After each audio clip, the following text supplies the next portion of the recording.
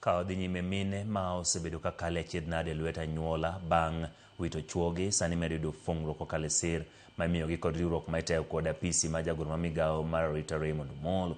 Chenro bwo chenro mong'ere kaka Widows Empowerment Peter ne ochunogi donjo mar konyo mon lietego yudo ratichgi ahinya to weche mwandu mag chuogi kama samoro imayogi kod anyuola kalore ni moko kuomgi onge kod ng'eyo ewi ratichgi. Ogendo bende okoni moko kuomgi ginyiewonegi lowo kendo geronegi kaka yor gologi e sand majukogi bang' tho mar chuogi.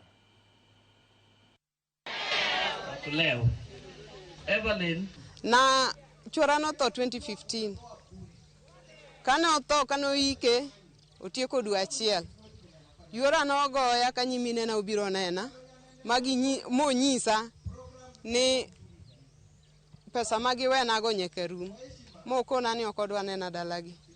Bang'e nabiro sori nadak gi nyathiwa machogo adak kode kuom higni 10 mane mar 11 to ago erokamano nikech min Kriside we wuoyo ni Dr. Raymond Omolo nitie e isorika dok ang'eyo be dok ayudo ber mayudo ni.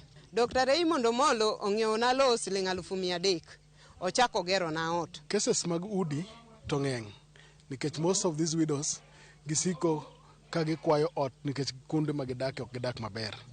Cases go to ng'eny and udi mosegero be ng'eny kabisa. Kaka nwachako gini man nwachake higa mar 2023 kane sirikal mar William Ruto nodonjo telo kane oketo Dr. Raymond Omolo